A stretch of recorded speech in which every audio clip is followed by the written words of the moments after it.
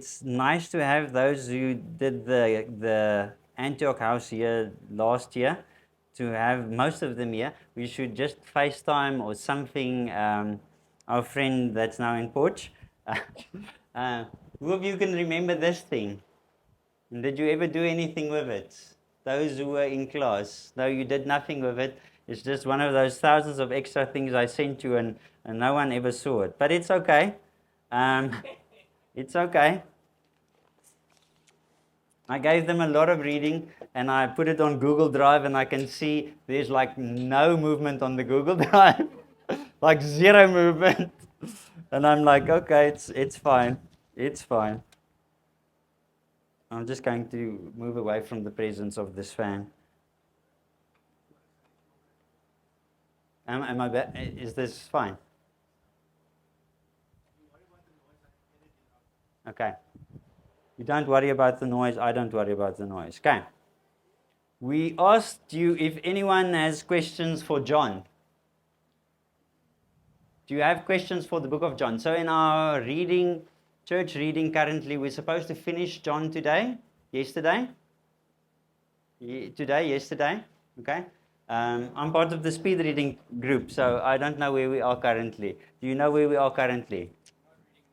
Okay, he's speed reading as well. He thought he can read faster than me. I just showed him the old dogs can still read. Anyone? Any questions? This is now the part you ask me, what does the 153 mean in the last chapter? Christu. Why is the temple language so important in the book of John? Do you know what he's talking about? Temple language. So temple language is something very interesting. Let me quickly see that part and that part. What would you call temple language? What do you think happens in a temple, except cleaning the bathrooms? Biblical temple language. Any words? You can either use them in Afrikaans, and I'll translate them with Google Translate to English. Any words? What happens in a temple? Worship, okay. You worship, that's sacrifice. Sacrifice happens in a temple. What else happens in a temple? Offering, sacrifice. Reading the Torah. Yes, so reading the word. The word is the word we're going to use today. Okay. Explaining Torah is a bit difficult and complicated, but word is the word we're going to use today. What else happens in a temple? Prayer happens in a temple, definitely. Anything else? We have worship, we have prayer, we have cleaning the toilets. We have temples are like busy places. Things happen. You have like slaughtering of sheep, cows, doves, to name but a few farm animals. Overthrowing tables. So there were tables in the temple in Jesus' time, yes. That temple they had in the time of Jesus, what temple was that? That was the temple built by Herod. It was built to resemble the temple of Solomon, which was destroyed, and Herod rebuilt the temple, and it took him 46 years. We read that part in John. It said, you said you're going to break down and rebuild the temple in 3 days. It took Herod 46 years. Why did Herod build the temple for them? He wanted to curry favor with them. He wanted them to like him. So he built them something that's important to them. Okay, so now we're moving closer to it. He built them something that is important to them. Why is the temple important? Presence of God. It's the house of the Lord. Who shall ascend the hill of the Lord? Only he who has clean hands and a pure heart. Psalm 24. Okay, so you have to go up to the house of the Lord. Why go up to the house of the Lord? Temples normally were built on hills and mountains. Okay, sacrifices normally took place on mountains. You don't do it on the ground, you do it on the mountains. Where did Abraham take Isaac? Up the mountain. So, who shall ascend the hill of the Lord? Where did Jesus go to pray? Up the mountain. Okay. So that's a theme. And that's a temple theme. Extremely important temple theme. You have to go up. Okay. So luckily in Kimberley, we have like 2 bridges on this side and 2 bridges on that side. And that's like the highest you can go. But they normally went up. And there's a temple language. So I'm talking about things. John is a really interesting book. Let's begin there. John is a really interesting book because it's really like when someone he decides to take the Lord into his heart and he's now a super Christian and he's just a baby and he's excited. What's the first book you would say, please read? The first book you would say to a new Christian, please read in the Bible, what book would that be? Don't start with Matthew, genealogy. John. And that's like old church tradition, you would normally start with John. Because John has like all the basics. It has, for God so loved the world that he gave his only begotten son. Okay. So you have, why did he give his son? To take the sins away of the world. Now that's temple language. Because what does John say in 1 John from verse 19 and onwards? He says, behold the lamb. What does the lamb do? He takes away the sins of the world. Where would you get a lamb? In the temple. Okay. So we're starting with a tiny journey. And I'm going to take it very slow. I did John in Berkeley for, I think, 8 Sundays. And I ran through it. I never really stopped. So John is a really intricate book. You can do it on the surface and you'll really enjoy it. It's a good book. Who loves John? Like, it's one of my favorite of all the Gospels. I really like John. He's a good writer. But have you ever read something and then years later you go back and you read it again and it means something more to you? Okay, now that's John. You go like 50 levels deep into John. At one time you start to understand, the more you understand the Old Testament, the more John just becomes beautiful. Because John was a Jew writing to Jews. Okay, so I have a quote, and it's a really long quote, so I'll just paraphrase it. But there's a nice writer, John Walton. He's an Old Testament scholar, and he says, we like to think of the Bible possessively, my Bible. Let me zoom that for everyone's eyes. So if you want to see it bigger, I can go like that. My Bible, my heritage, my royal, a holy treasure, a spiritual heirloom. And well, we should. The Bible is fresh and speaks to each of us as God's revelation of himself in a confusing world. It's ours at times that and at times feels quite personal, but we cannot afford to let this idea run away with us. Why shouldn't we think, oh, this is my Bible, I love it so much, this is specifically written to me. Have you ever heard that thing, this is like a love letter written to you and it's only for you? That's part of the story. The Old Testament does communicate to us, and it was written for all of us and mankind. But it was not written, and there's the really important thing, to us. So when I write a book, I write a letter to my wife, and I say she's the most beautiful thing. She reminds me of Narki Pit. And all of you will be lost she thinks it's fine. And all of you will be lost in context because there is something said between us, that we don't need to say on the paper because she already understands what I mean. You understand? So I can use like shorthand. Shorthand. Okay, so you understand that. When I say Germany, you all think of the country, and in our house we think of the country and our dog named Germany. So you understand? There's like things mean things. So it was written for us and for all humankind, but it was not written to us. And that's the exact same thing. No, thank you, we don't want to say a word.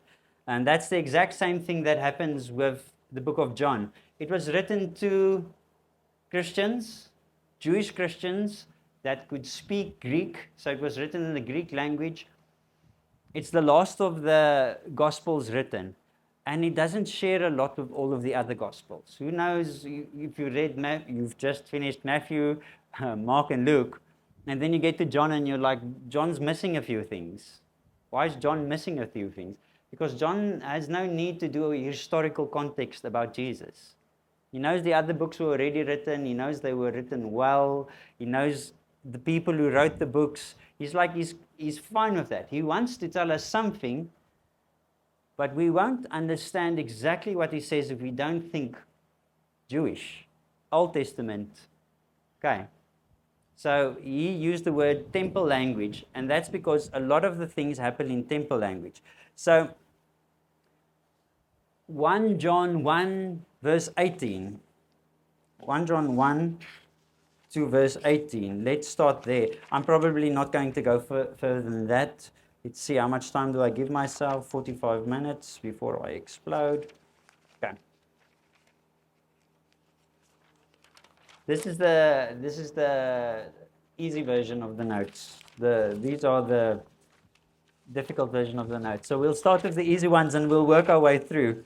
In the beginning, God created the heavens and the earth was without form and void, and darkness was over the face of the deep, and the Spirit of God was hovering over the face of the waters. Okay, so that's the first part of this hymn or poem. Okay, this is a hymn or a poem. This is a prologue.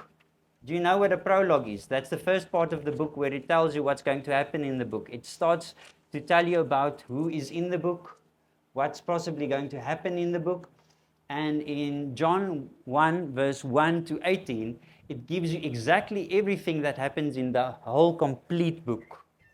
Okay, so that's the amazing thing about John. There's a few guys I want to quickly draw your attention to. Okay. These are a few of the books I used quickly to look over John. You won't probably properly see them.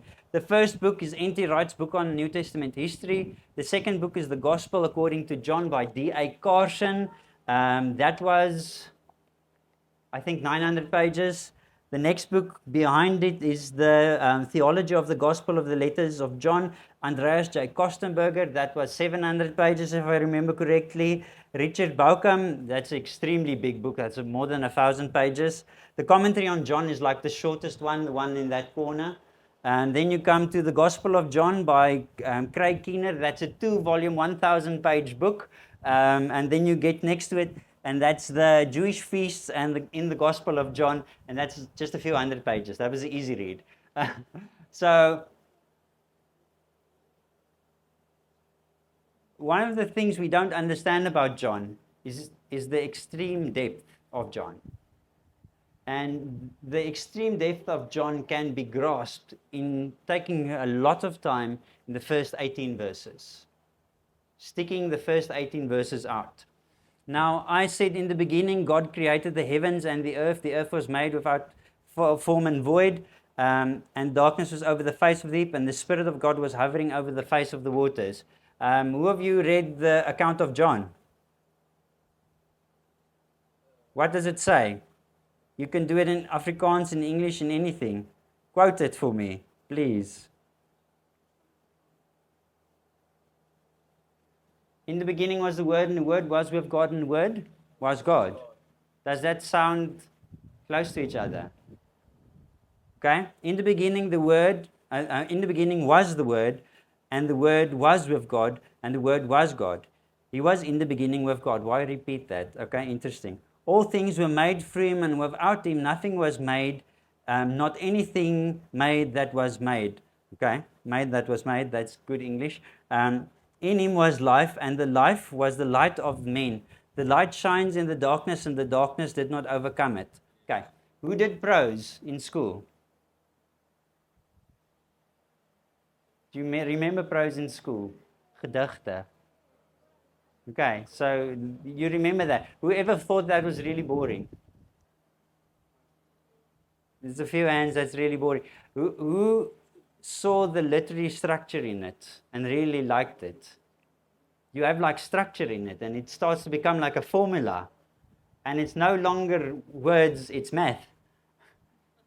Okay, that's what happens. That's what a poem does to you. In the beginning was, okay, so I'm going to lift out the word was, and then word. And then afterward I go to word again, then I go to was. Do you see that? So it's was, word, was word. Okay, do you see that interesting structure? It's a literal structure in it. Let's see. Okay, so next we go to, that's verse 1, we get word, God, word, God. Now in verse 3 we get were made, was made, was made. So I'm just giving you the literal structure.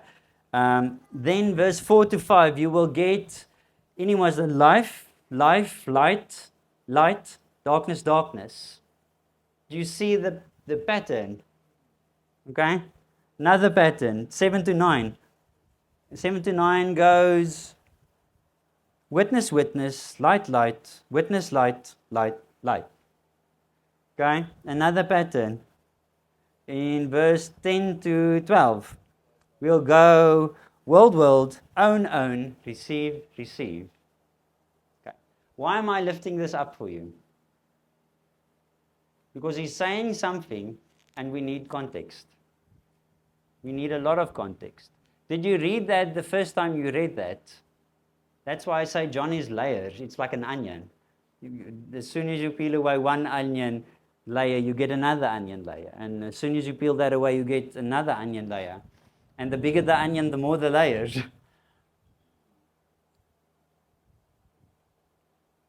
So this is the most important part. Did you know, who likes facts? You like facts. Did you know there's 1,014 words in the book of John? Not repeated words, individual words. Okay? And of the 1,014 words, 216 of them occur 10 times, more than 10 times. So they are frequently repeated words. Okay? Of those words that are repeated, it will be word, God, life, light, darkness, witness, believe. You see, it's all the words we just did. They will be repeated more than 10 times in the rest of the book of John. Why is this? Because John is giving us an index. Who ever saw an index in the front of a book? That's like, this is what the book is about.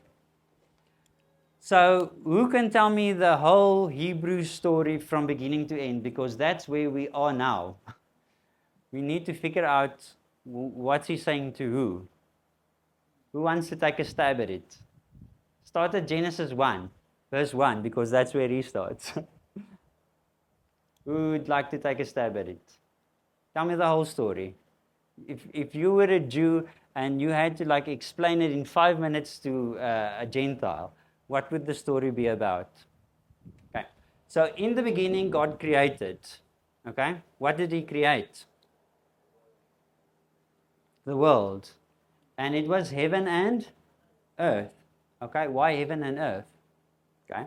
So that's a good question. So he created heaven and earth. And let's go to the account of that. Genesis 1. He created heaven and earth. And you'll see in verse 3, he starts with, and God said. God will say 10 times. Do you know what else is 10 times in the Hebrew Bible? Okay. It's interesting. We have 10 commandments. So 10 times God will say. So he's speaking the word. He's speaking the Torah. And he said, let there be light, and there was light. And God saw that the light was good. And he separated the light from darkness. Okay, does that sound like John again? You see the light and darkness thing. And you see the life thing. Because the earth was void and formless, without anything on it. And he said, let there be expanses in the midst of the water. And he separated water from water. Now, if you're a Hebrew in Moses' time, how would you see the world? It's actually very interesting. Let me quickly see if I can do this thing and this thing and give you a whiteboard. I think that's a whiteboard. So if you're a good Jew the earth would be round, not flat. Okay. And you would have water above and water below.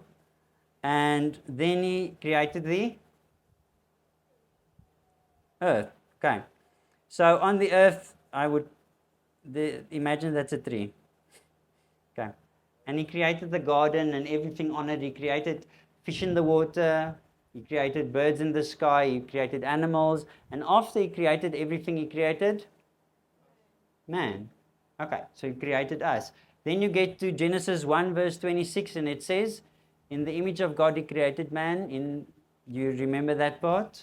He created man and woman in the image of God. He repeats the image of God 3 times. Now, this is your Jewish crash course. So now everything is created. Why did he create?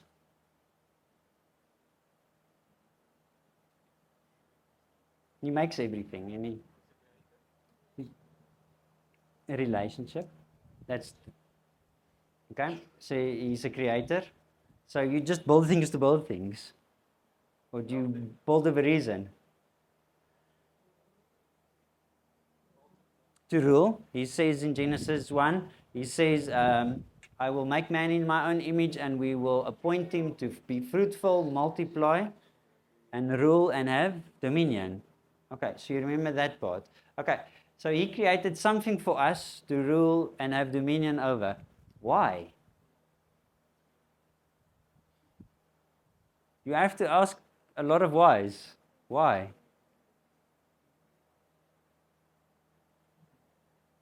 Okay, so he created Eden. And in the middle of Eden, he created a garden. In that garden, he walked with man. Okay? Why did he walk with man? Why?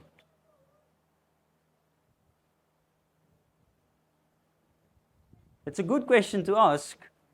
Why? We should ask why is more. We just say, yes, he created the garden beautiful. It took 7 days, lovely. He created us in his likeness. And in the likeness of man, we embody something. And he wants to be with us. That's why he created the garden. It's just like a meeting place. Okay, so we'll settle on the meeting place. And in this meeting place, what happens? Adam and Eve sin.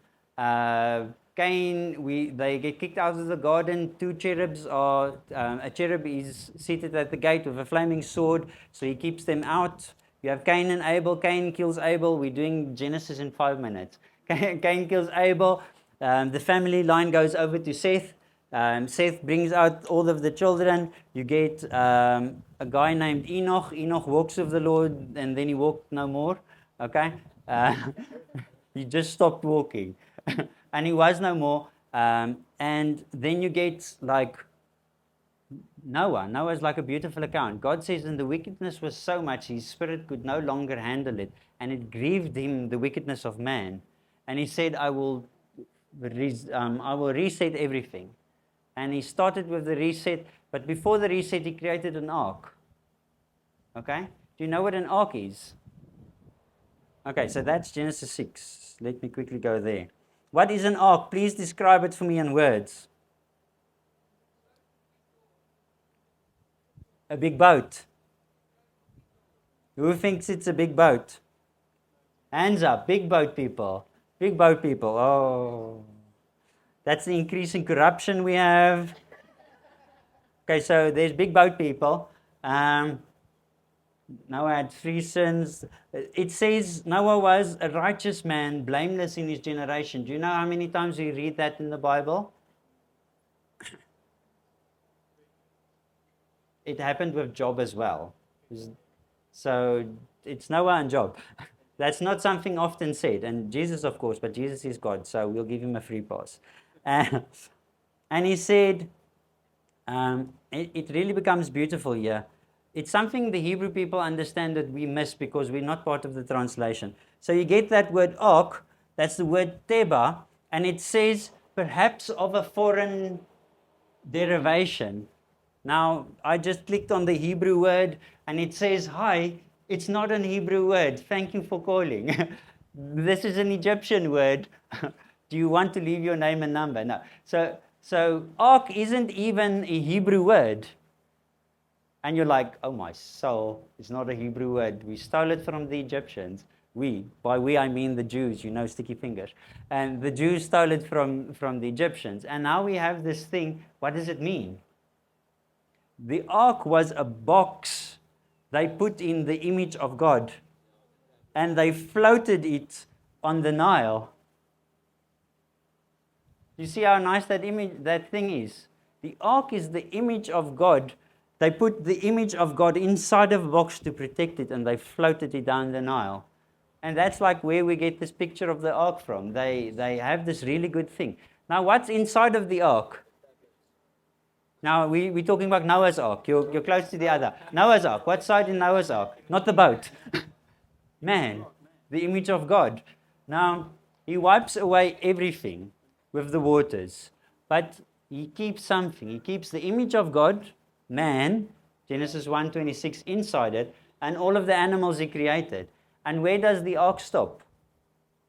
After it's been a giant motor and big sails on the ark, no, the ark stops where the Lord's mercy makes it stop. On the mount? Okay, it's good we're not asking difficult questions now. So it stops on a mountain. And when he gets out of the mountain, then the Lord said to Noah, go into the ark. They went into the ark. We'll go to verse, and the fountains were 150 days, Mount Ararat, for those who are wondering. The end of the 40 days, Noah opened the window. He sent forth a raven, then a dove, and God's covenant. And now they stepped onto dry land. And now listen to this verse. Remember Genesis 1? Listen to this verse. Every beast, every creeping thing, every bird, everything that moves on earth went out. Do you see the exact same thing we have in Genesis 1? So he creates something to put man into so he can continue with his plan to be with man. Okay, so we had that in the garden. Now we have that in the ark. And it's a beautiful thing that happens in the ark. Noah builds an altar as soon as he gets out. Who does altars in the Old Testament? Normally the priests, but now we're pre-priesthood. Okay, so pre-priesthood, Noah gets out. Norman is a good name as well. Noah gets out and he builds an ark. He builds an altar, and on that altar he sacrifices to God. And you know what happens after that sacrifice? God says, Noah, I really like that. Never again will I wipe out the earth. That's not pre-sacrifice. The never again I will not wipe out the earth. That's post-sacrifice. God says, I like you, Noah. We can continue with this thing. Now, we run along in our Jewish heads once again, and we go to, let's skip to Abraham. That will be chapter 12. What happens to Abraham? The Tower of Babel. Let's think really Jewish. Do you understand the Tower of Babel? They say, let's build a thing that goes really high so we can go up to the gods. Do you see that same thinking? Up to the gods? It just repeats itself in the book of Genesis. Now we have Abraham. Abraham is called, and we have Abraham and Sarah, and God says, I will make a covenant with you, and I will give you a son, and nothing happens. And we know he took matters into his own handmaiden, and it went, and we have Ishmael, and we have this whole thing that goes in a certain direction. And still we have, and it's beautiful. Now the Lord said to Abraham, okay, I'm continuing to ask the question, why is he speaking to us? Why? Why is he going to Abraham? Why is he meeting Abraham? Why is Abraham seeing him? Why is he doing this whole thing? And then you go to Abraham, then you go to Isaac, and Isaac does offers, and and you get to, we're just going to go too far there. Let's go, John again. Then you get, after Isaac, you get Jacob. Jacob, you get the 12 boys. From the 12 boys, you get the 12 tribes. From the 12 tribes, you go to Egypt. In Egypt, they are slaves. Moses comes. Moses. And one of the most beautiful things happens in the story of Moses. Moses goes, he's like looking after the sheep on a mountain. I love that theme. So he's on top of something, and there's a burning bush, and he meets God again. And in that meeting of God, God says, let my people go. No, that's the movie. He says to him, he has a plan for Israel. And he sends him back to Pharaoh, and Pharaoh doesn't want to let him go. We have the 10 plagues again. After the 10 plagues, they are released. They go through the water theme. What do you need in a temple? Do you have the basin that you clean water? Okay, so you see, water is temple language. Just hinting that to you. Now you go to that. Now after the water, they go to a place where they can't drink the water because the water is bitter. So the first real miracle God does, except for opening the way to go into freedom, is cleansing them of bitterness. So he takes the bitterness of the slavery away, and he sends them with freedom, because bitterness holds you in captivity. So this is a really good Hebrew thinking. And that's why did Moses write what he wrote? There's a lot of things he could have written. A lot of things. He decides to put the story like this. He says, like, hi Jews, get rid of your bitterness because that keeps you slaves. And now he goes on to it. And after the bitterness of Mara, they get to Exodus, and they start to get the 10 Commandments. And after the 10 Commandments, you get these really beautiful commandments God gives them. I think they start with 10, and at the end of Numbers, they end with, like what? After 613? It's like they have a lot of laws. So there's more than 600 laws that will happen in the first 5 books. And some of the laws after the 10 Commandments is how to treat slaves, how to be good to each other. And these really ethical laws that God's put. Why does he put them there?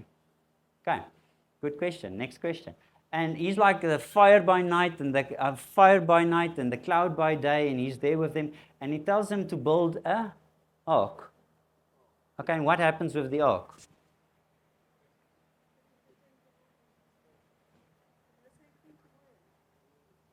And you get the ark that is put into into the tabernacle, and they have to do their sacrifices there.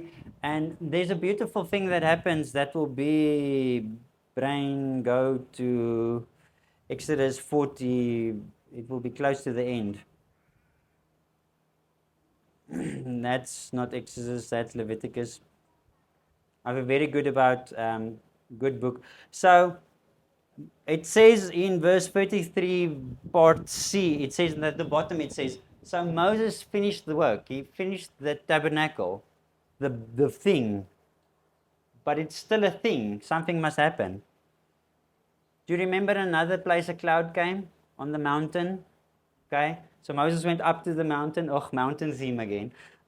So he went up to the mountain. And then a cloud covered the tent of meeting, and the glory of the Lord filled the tabernacle. Tabernacle means a dwelling place. Okay, remember that word in the back of your mind, because that's temple language. And Moses was not able to enter the tent of meeting because the cloud of the Lord settled on it. Okay, so previously you're thinking very Jewish, and you remember that God's constantly speaking to people. And he's constantly going to people and meeting them there, and they are bringing sacrifices. And now we have this verse in Exodus that's actually jarring.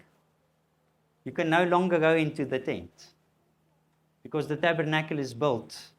So now God shows them, and he starts with the next book. What's the next book? Leviticus. So that's the Levites, the guys that should work in the tabernacle. So he builds a tabernacle. God inhabits the tabernacle. They go through the whole process. They get into Canaan. It's all hunky-dory. We get to Samuel. Remember Samuel, the Bible says, before Samuel, God did not speak to the people for a long time. And Eli wasn't like the best priest ever. And we have little Samuel. And Samuel says, God says to Samuel, he should anoint a king. And a king is chosen, and it's Saul. But Saul's not like the best guy ever. But he's not bad. He's good looking. So then we go to David. And David is like really nice.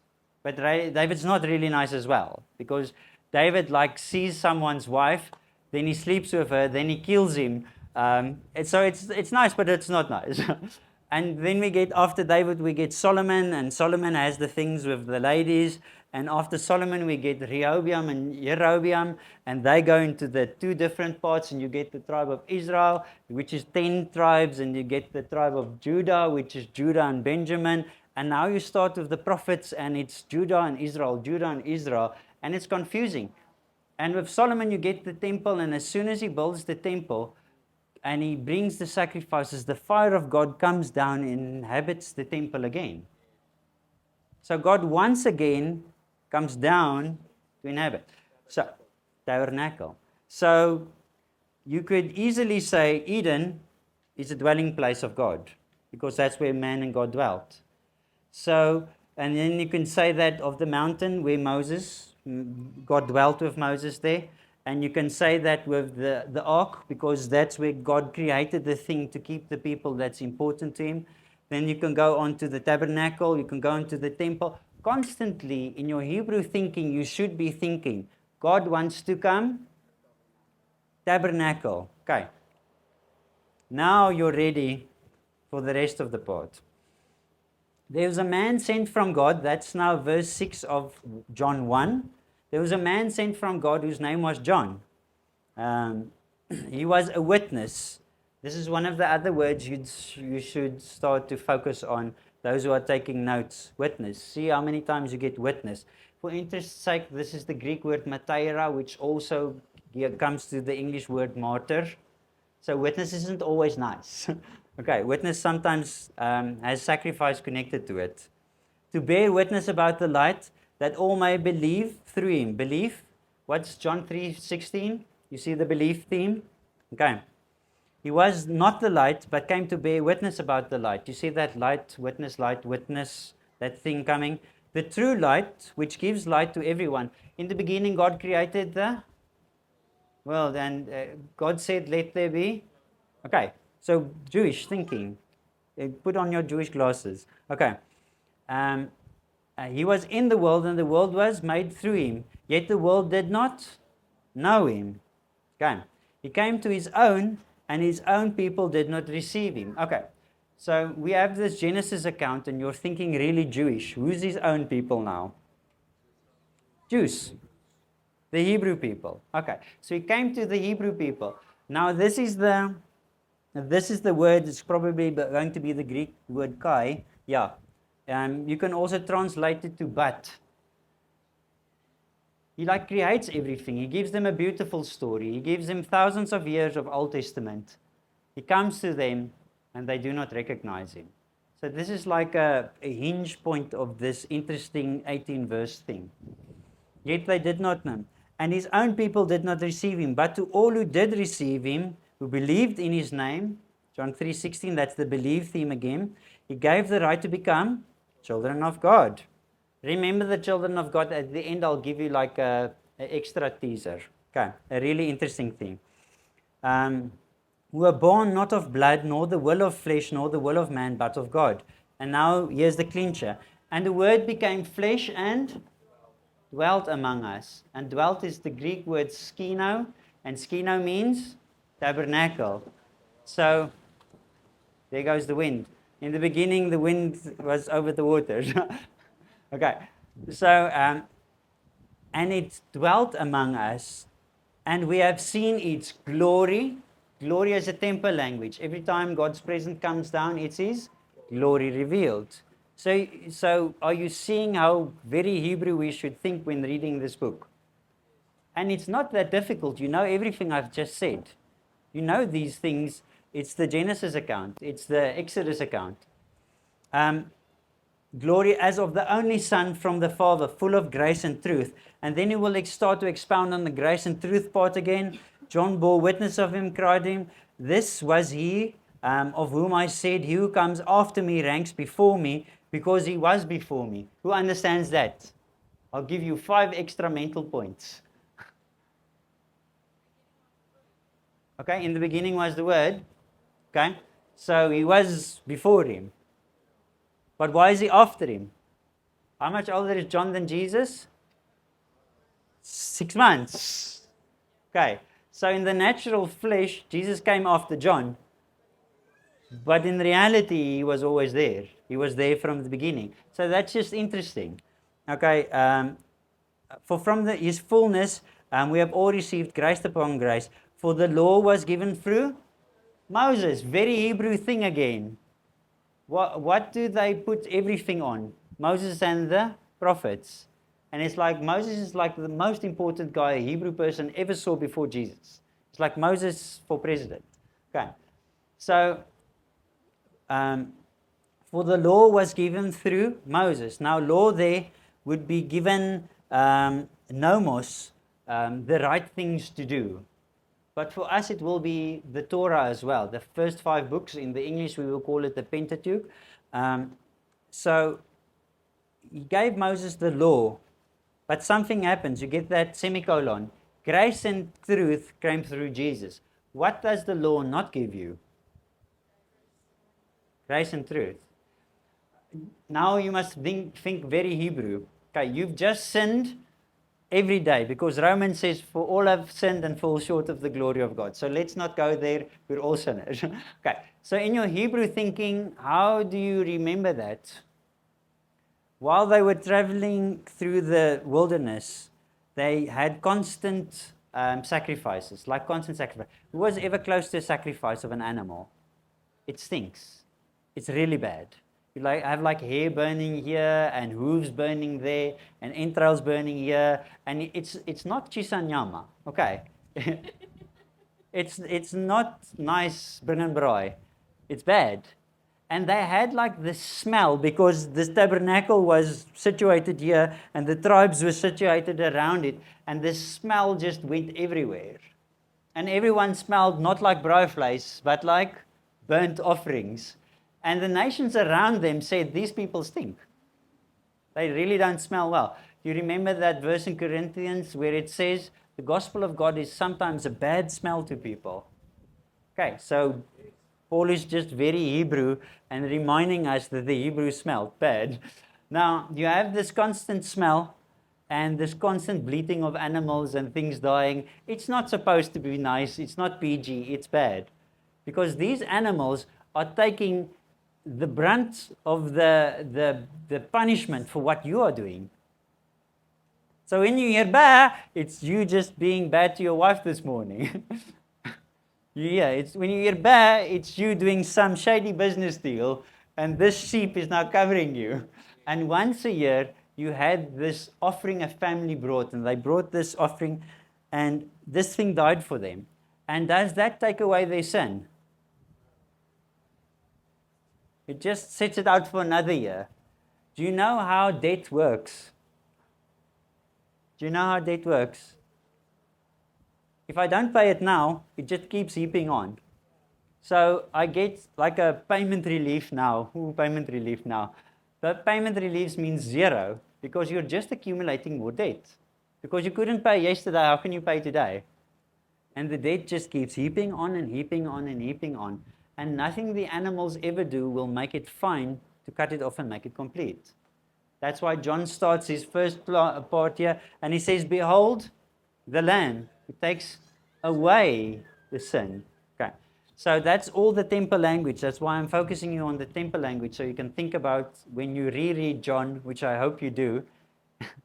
Okay, it's just 21 chapters. It's 7 chapters a day. In 3 days, you'll be finished. Jesus died and rose up again in 3 days, so it's possible for you as well to read John.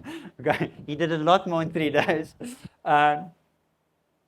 Now, you have this constant reminder of it, this bleating of sheep, and you have this permanent reminder of who you are. You're okay, but only for a while. You're okay, but only for. Who'd live with that sword hanging over your head? That's really difficult. That's like a really bad place to be. And some of the questions, good scholarly questions, is if the cross is so important, why did John not put the cross in the first 18 words, in the first 18 verses? Like, why not there? John's constantly putting something else. It says, no one has ever seen God, the only God who is who is at the Father's side. He has made him known. So what has he made known? Jesus. Because Jesus is what? Let's use all the Jesus words you can think of. The word, yes. The Lamb. What's one of his Hebrew names? Emmanuel. Oh, what does that mean? God dwelt tabernacling with us. So you see the temple language once again. So not only does he send Moses and the law is not enough, he sends us grace and truth. Because the truth is Jesus is enough, and the grace is if we understand that he is Emmanuel, God with us. What does John 3:16 say? For those who believe. What should we believe? That he's taken away our sins and he's now with us. So do you see the whole Jewish story being fulfilled in 18 verses?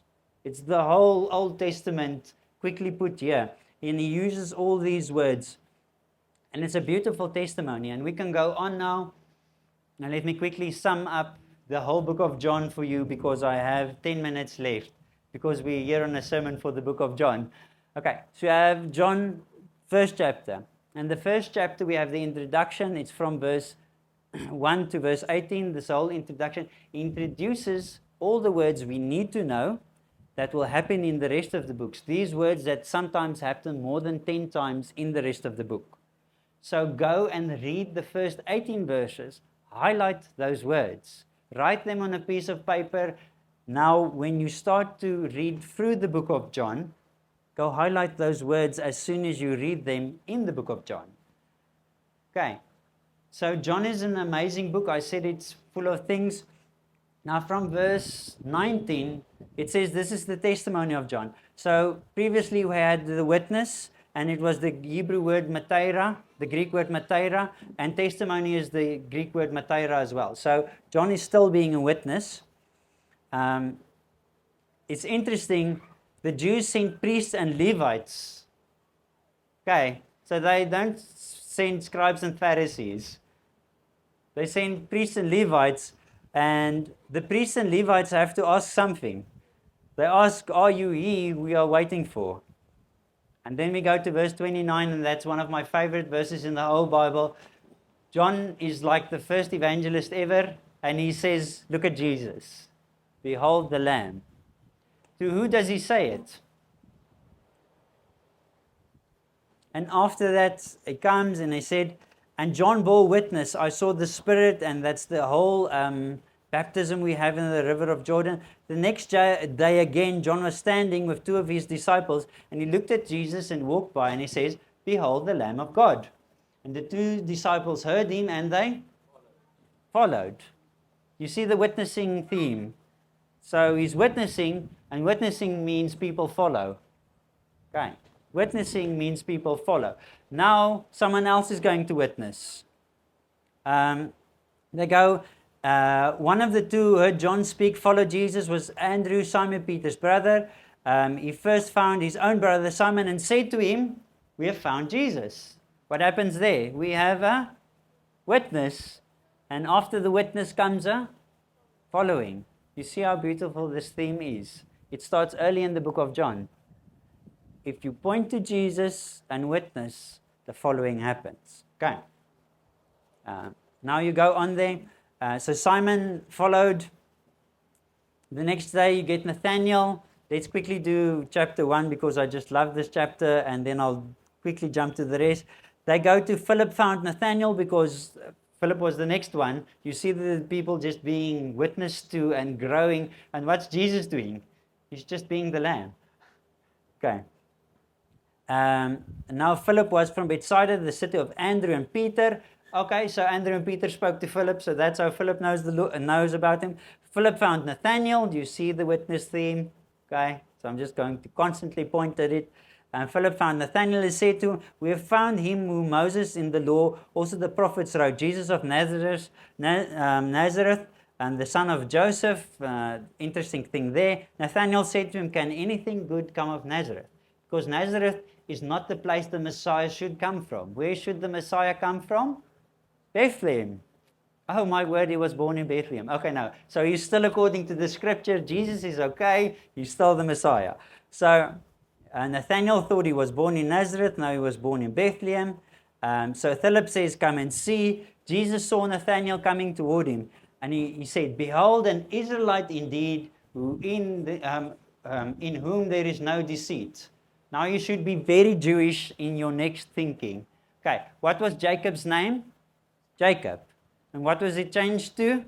Israel. What does Jacob mean? Deceit. Okay, so are you putting the links on yet? Are you connecting the links? So he says, "Now, behold, an Israelite in whom there is no deceit." You see that beautiful thing that happens there. So it's in whom there's, behold, Israel in whom there is no Jacob. Nathanael said to him, "How do you know me?" And Jesus answered him, "Before Philip called you, you were under a fig tree." Now the fig tree, you can go into one of the small prophets, and one of the small prophets, you will see that under the fig tree, and you see that whole prophecy coming from Israel receiving the Messiah from the fig tree. So this is extremely Jewish. You're just thinking they're talking about trees and stuff. It's actually very deep. The better your Old Testament is, the more interesting you'll find John. Because John is very Old Testament orientated. Everything he's said currently until here can be proven and called back. You can see all of these tiny little notes. There's a lot of them because it's constantly reversing you back to Old Testament verses. This is a really Old Testament book. So what am I saying? Before you can read John again, please finish the Old Testament. It takes 52 hours. "Rabbi, you are the Son of God." Now, this is weird. I saw you under a fig tree. Oh my word, you are the Son of God. This is weird, huh? What are we missing? Mountains and mountains of context. Why does he say he's the Son of God? Please go to the fig tree. Okay. Now you go back to the fig tree. And he said, "Before I saw you under the fig tree." Now you go to the prophecies and the small prophets and you read about the fig tree. And because he replied like that, Nathanael automatically replies as a Jew about the Son of God being revealed. You see how much we miss? Okay. Nathanael answered, "Rabbi, you are the Son of God, you are the King of Israel." Oh, from out the fig tree, King of Israel, whole prophecy. I'm not going to go in it because it's really long, but it's interesting. Jesus answered, "Because I said to you, I saw you under the fig tree, do you believe? You will see greater things than these." And he said to him, "Truly, truly," like really, really. "Truly, truly, I say to you, you will see heaven open and the angels of God ascending and descending on the Son of Man." Okay. Remember Jacob? Remember a little place called Bethel, where there was like stairs and angels descending and ascending on these stairs? And what is Bethel? The house of God. The house of God, another word we can use for that is a temple, a dwelling, a tabernacle. You see that constant theme just coming through. This is temple language. Now he goes there and he says, instead of this being on a house, the angels are ascending and descending on the Son of Man, because he now tabernacles with us. It's no longer a place, it's a person. You no longer have to go to like a temple to be with God. God is now a person. And that person dwelt among us. Verse 14, do you may remember that? And the Word became flesh, and the flesh dwelt among us. So these are really connected to each other. I'll like super minimize it so I can go faster and you can see the headings. Can you still read like the headings? Okay. Then you'll have 4 Jewish traditions. The first one will be a wedding. That's very Jewish. they marry as well. Then a temple thing. Then he goes to like Nicodemus and he's the born again thing. Then it's John the Baptist exalts the Christ. And the woman at Samaria, we get this thing. How is this a Jewish thing? They have this worship once again. Where do we worship? We worship at the temple. Why did he put this Samaria thing in? Samaritans are like, you worship at the temple, we worship on this mountain. And it's once again the temple theme just running through everything. Okay, so sometimes I don't think we're Jewish enough. Okay, so interesting about this, this is bookends. Chapter 2 starts with a wedding at Cana, and he bookends this part and finishes it.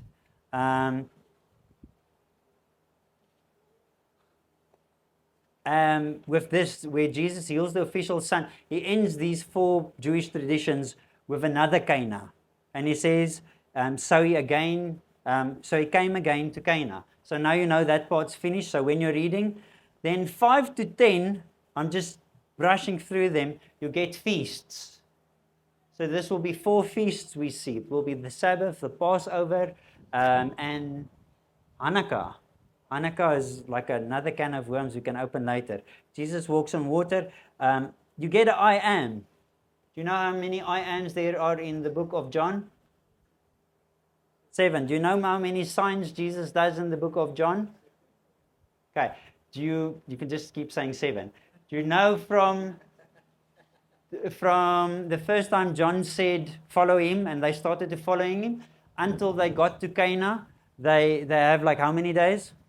7. And as soon as you go to like the last week of Jesus' life, how many days was that? 7. Okay. So you have a lot of 7s in John as well. You should look for the 7s. Okay. You have free Passovers, a lot of 7s. So until verse 10, until chapter 10, you get, I'm stopping there because it's important. You get all the Jewish feasts, and feasts are important to them. So not only does John point to the 4 life things, normal things we do in life, he goes to the feast because feasts are part of the Jewish life. Okay, so Jesus is what you would call a fire starter. You know what that is? He likes to stir. He really likes to stir. He's in your face and he's constantly saying things that are riling up the Jews that they want to kill him. In this book, you'll constantly see they want to kill him. Okay, constantly. Did you recognize that? While reading it, it's just every now and again they want to kill him. So that's another theme. Jesus is not soft and fluffy.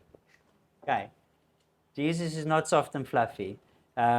He does hard things. Light of the world, you remember the light in verse 1, okay? Why did they want to kill him for interest's sake? Because they said he is blaspheming and he is saying he is like God. Okay, so that theme is just going on.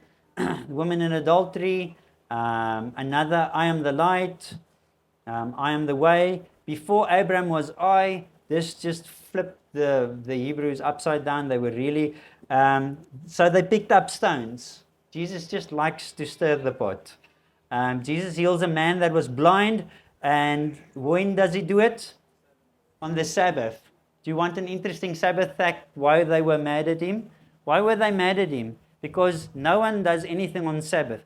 There's like a bunch of rules. You can't like move more than some distance from one place to another.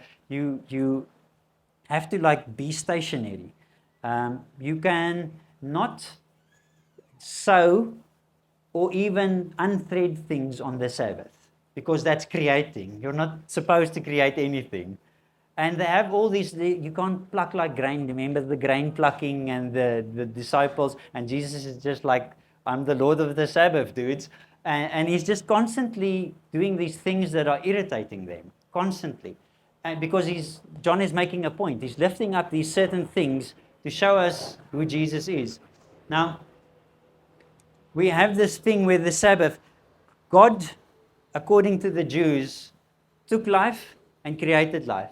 So if you die on a Sabbath, it wasn't you doing something. It's just God doing something, because God's allowed to work on the Sabbath, but not man. And when someone's born, it's not man, it's God doing something. And now Jesus does something.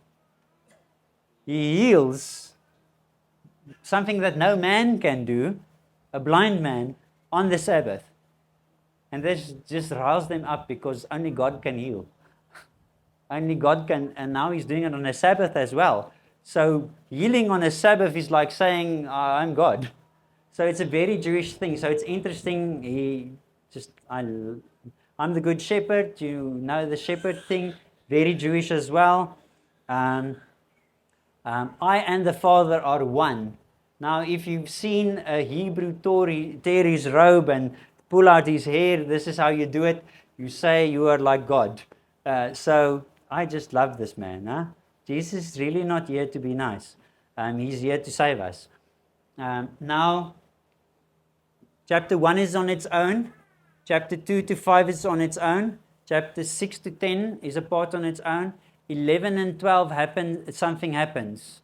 Jesus goes back to a dangerous place to save someone.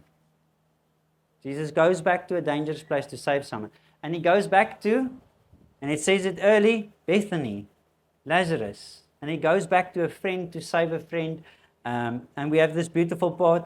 Verse 13, 14, 15, 16, we have Jesus speaking to his disciples. 17, we have that prayer.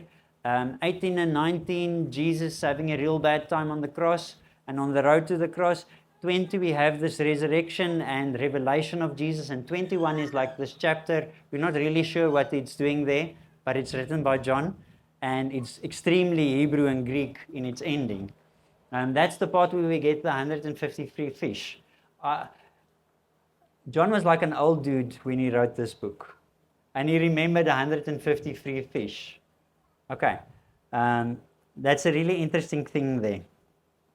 So, constantly you'll see through the book of John themes and temple language. He wants to be with us. Then we get the Last Supper, and we get that beautiful part where he says, eat, this is part of my flesh. He does that twice. Remember the one time the people just leave him.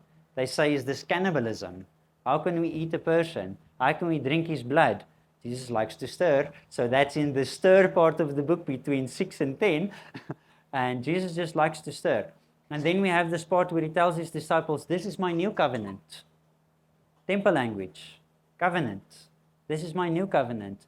If you take part in me, the temple that now dwells between you, that is now with you, God with us, if you take part in me, you'll have eternal life.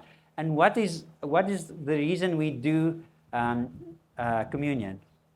Every time we do communion, we remind ourselves, He's now with us.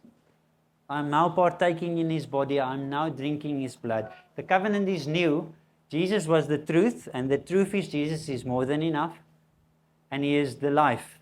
He is the only life I need. So, do you see the themes that we need to look at?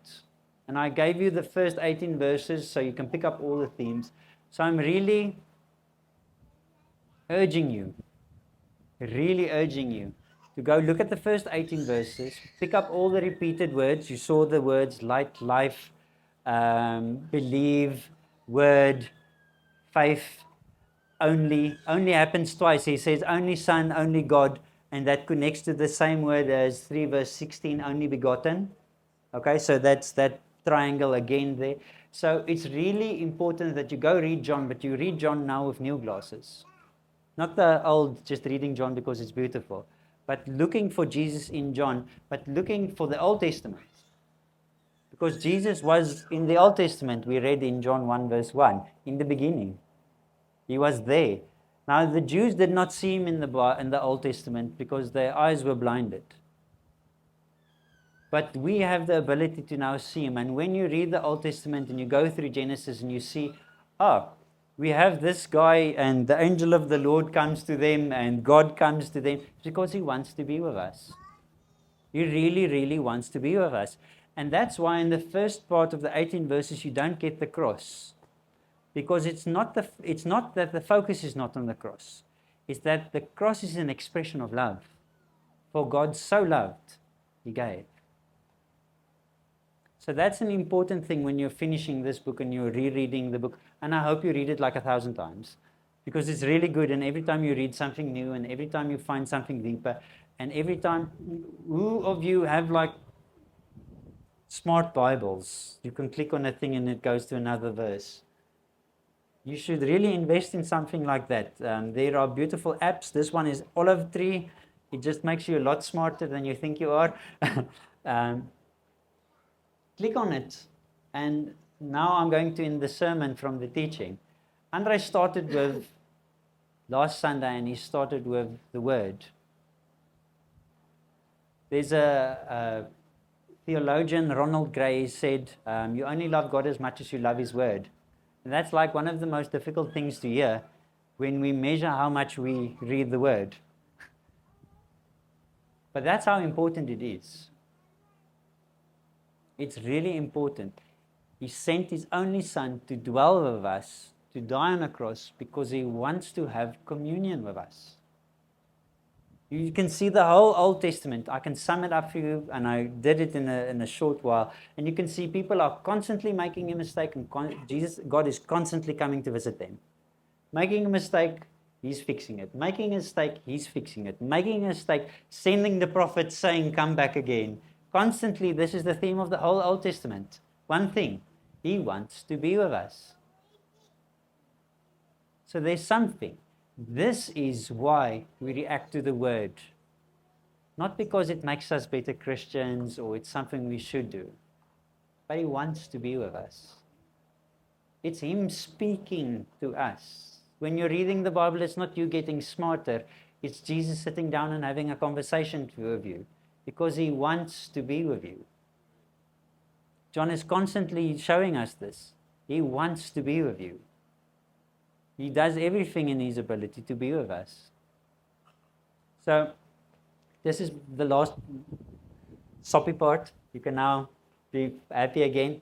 But it's really important. Afrikaans says, lees jou Bible bid elke dag en jy sal groei. I want to change it a bit. Just spend time with Jesus, and it's called the Word. And the spending time will make you love Him more, because you will see with new glasses. It's not about your sin. It's about Him constantly coming to you. It's not what you do. This morning I spoke to kids, and I said to the kids, like, who of you feel unworthy? And a lot of them stuck up their hands, and I said, as all we should. We all have sinned and fall short of the glory. But you know what the Bible says?